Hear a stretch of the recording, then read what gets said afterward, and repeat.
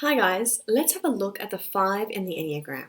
The 5 is a type that is part of the head triad, also known as the thinking center in the Enneagram. We often say that the 5's best friend and worst enemy is their mind. They live a lot here.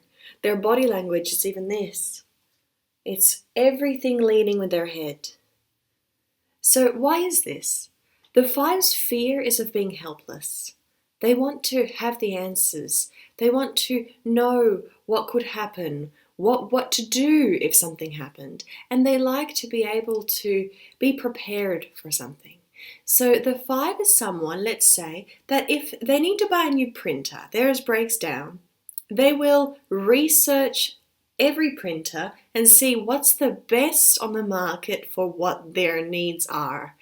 So the 5 does this with different things, with their home, with their car, and sometimes even relationships. They can research every aspect of it to make sure that they're making the right decision.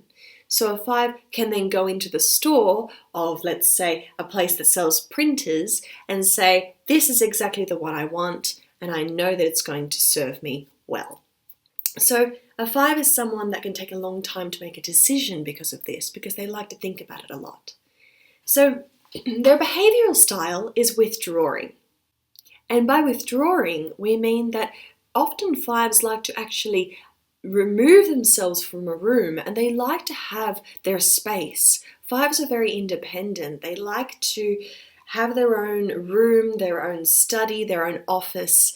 They don't really enjoy working in an open plan workspace, for example. They like to have privacy. They're very independent. And with dinner parties, for example, a 5 likes to have the choice to be able to go or not. They don't really like to be put into a corner to go to a dinner party. Of course, there are many different types of 5s, by the way. There's 3 types, there's different subtypes, but we're going to go into subtypes another time. But the general lens of the 5 is this person who likes security, who likes to have that knowledge in order to have that security. And so because of this withdrawing behavioural style, they also can withdraw in their mind, let's say at this dinner party that we're talking about. They can be sitting at the dinner table, totally quiet, just listening to every little thing. They may not even open their mouth throughout the whole party. But if they do, they may have a lot to say because they were able to hear everyone's perspective. And sometimes the 5 has so much to say because of that. They've had a long time to think of their response. Because of this, we also see that the 5's response under pressure is task focused. So they focus on the task and they remove the emotion because I want to get this done. So for example, if they're in a work context, they want to just focus on the task that they've been given and they're non-emotional. They like to focus on what they have to get done. So tips that I give to people that work with 5s or that have 5s in their personal lives is to give them that space if possible. So to give them the space to go away, but then invite them to come back and make them feel safe that they're able to come back and share their thoughts. 5s are people that I explain that sometimes hold people at an arm's length. They like to have their little boundaries of different groups. So the way that I explain it is that they have their bubble for themselves. This is my private life and you can't intrude on that. They may have that for close friends even, or even their partner. They may always have that little bubble that I have to protect myself from anybody, making sure that this person does not impede on my little circle. And that circle then extends further for different groups. So colleagues, for example, out there, then friends a little bit closer, then family, then wife or husband or partner, and then I still have my personal space too. So something that 5s could say sometimes is, don't intrude on my personal space if someone offers an opinion about something to do with their personal life.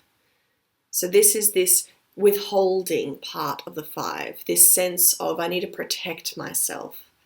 So this 5 is this beautiful person who loves knowledge but finds difficult how to manage social context sometimes, or how to blend their groups together, or even just how to be with someone in a personal setting and opening up.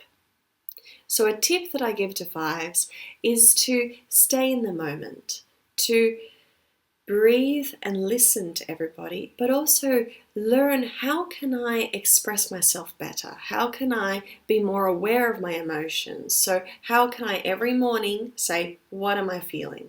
I know it may seem ridiculous or unnecessary to a five, but it's the first step to emotional intelligence, is self-awareness, is where do I fit in the puzzle, and what am I feeling today?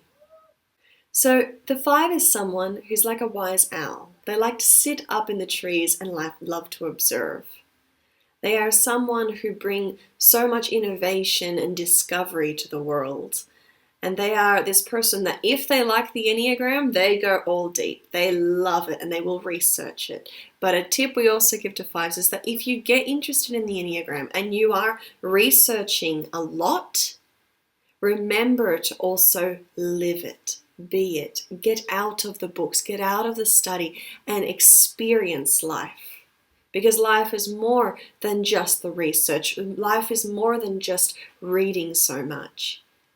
And from personal experience, the best way to learn the Enneagram is actually starting to see it live and in action from each person in your life and throughout interactions with different people.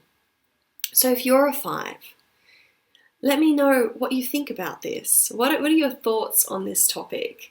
Do you like the Enneagram? Have you researched it before? Are you just in this deep den of still researching, or are you learning to come out of it?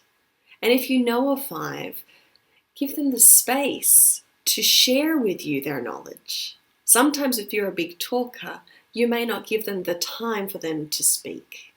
So give them the time to open up and listen from their perspective.